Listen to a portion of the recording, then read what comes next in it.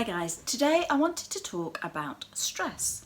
Now, Karl Albrecht said that there were 4 different types of stress in psychology, and I just wanted to briefly discuss what these are and what you may be able to do about them. Now, the 4 types are time stress, anticipatory stress, situational stress, and encounter stress. So the first one, time stress, we're probably all fairly familiar with.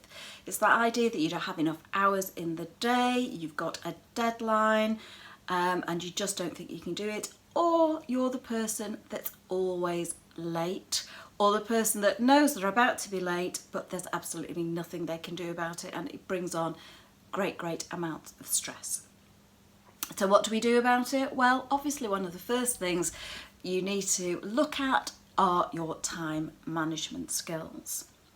And these are really skills, you know, there's so many books that have been written about how to do this and approaches and strategies, but quite often people don't think about it. They just lurch from one task to the other over and over again without actually sitting down and thinking, right, how can I manage my time better?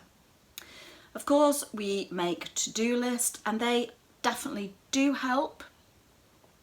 But that's just a big list of all the things that you have to do. It's much better to find a system that works for you where you can prioritise those jobs so that you can work on the important things that move you forward and also address the urgent things, but learn the difference between the two.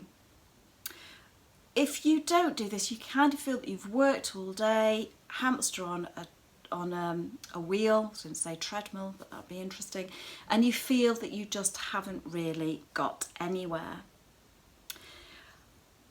What you need to do is make action plans. So action plans are slightly more involved than to-do list, and that's where you're strategizing. It's all the things that you need to do in the day. When are you going to do them? And maybe look over a weekly period, so extending that time period in a bigger way so that you can actually see what you need to achieve over that period. Very well worth having to sit down and just working those things out in the beginning. One of the other tips that I find really useful is working out when you are at your most focused, because that is the time of day to work on your most difficult tasks. So it may be that you're that morning person, or directly after lunch or evening, or, you know, I know lots of teenagers that like to work quite late at night. Work out when that works for you and whether it works with your other obligations and your families, etc. And just do your most difficult task then when you're most focused or less likely to be disturbed. Another thing that most people struggle with, but is very important where time management is concerned, is learning how to say no. So no to those people who are putting more demands on you in the day when you're trying to finish a very important task. So if you can say no, set your boundaries, or just say, you know, I will help you but I can't now, rather than constantly taking on more and more, then this will help you greatly. Okay, so the second type of stress is anticipatory stress. So this is worrying that things will go badly in the future, or worrying about things that have not yet happened. Now, if we are to look at things that you're worrying that will turn out badly, so it may be a presentation at work, then you have to be really honest with yourself and work out why it is that you are worried. And quite often it's because we don't feel confident in an area to do with it. So say, let's take the presentation example. It might be that you've not prepared enough, that you don't feel that you've gone into enough detail or whatever, and that's the part of it that you're concerned about. Or it may be your presentation skills. You don't feel confident enough in that area. Now, this is why you need to be honest with yourself, because if these are the things that are concerning you, then you have to address those things. So you have to brush up on your presentation skills, or work that bit harder in the area that you know you are lacking in order to get rid of that stress. It's preempting those things. If it is that you're just very nervous, that you're not a very good public speaker, then you can visualize the thing that you're concerned about, but you can visualize it going well. And it has to be quite an involved visualization. So if you look at yourself giving, again, let's stick with the presentation example, giving the perfect presentation, people looking at you engaged and interested, leaning in, you explaining confidently, the round of applause at the end, the smiles on their faces. Really get involved, really feel those feelings of confidence, assertiveness and pleasure and achievement at the end when it goes well. Because the more that you practice this, the better your brain, your neurology will be prepared for it to go well, and it will just automatically follow as soon as you start that that's how you will start to feel, as opposed to that very, very nervous state that you start the presentation in if you think it's going to go badly. The third stress is situational stress. Now, this is a stress that you can't really prepare for, because it's often when events are cast upon us, when there's an emergency or a crisis. So it's more a case of being able to manage the situation when you are in it, rather than preparing like you can with anticipatory stress and time management stress.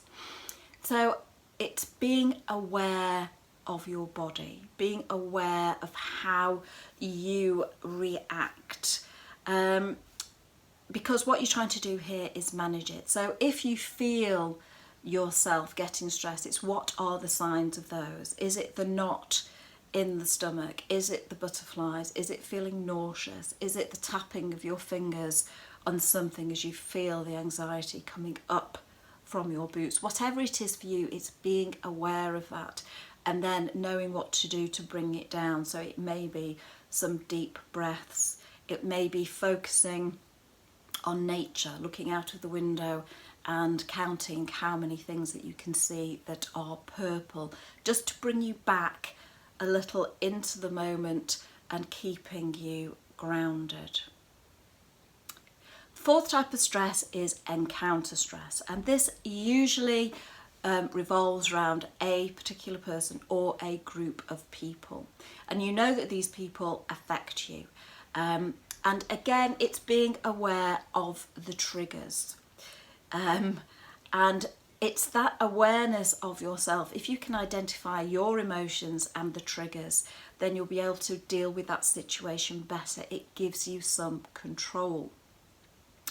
And quite often we respond in a very instinctual way, don't we? Somebody comes in and we're immediately annoyed. But if you sit back and say, why does this person rub me up the wrong way? Why does this person affect me?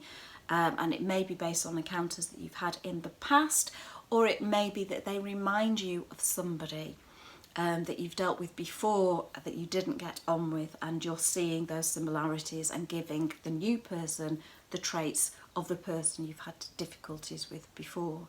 Again, self-knowledge can really, really help you here, because it gives you the ability to step back and not respond in the way that you would normally. Also, it's very useful if you can put yourself in that other person's shoes. And this can be really difficult, especially if this person is a boss who's having to criticise you for something that you have done or give you bad news. It's that ability to think, well, how difficult is this for them? And of course, we generally only think about how we ourselves are feeling and thinking. But if you can say, well, this must be quite difficult delivering this bad news to us, then you can see that maybe they didn't deliver it in the best way, but you can understand why. And quite often that can take some of the emotion out of it and help you to deal with it better. There is also a theory that you can have too many contacts, too many encounters in one day. And people that have lots and lots of clients can often feel this. And if you're that person, you may respond in different ways. So you may start to become cold and detached.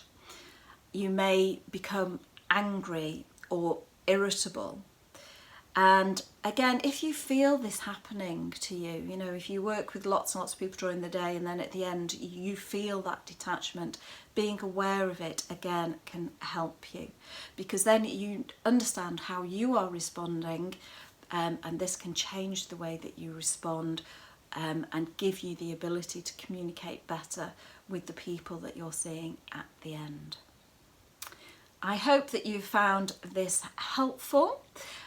Please do let me know. Also be sure to join my Facebook group Midlife Movers and Shakers, and look for me on Facebook. It's Audrey Marie, Counsellor and Coach. Keep safe.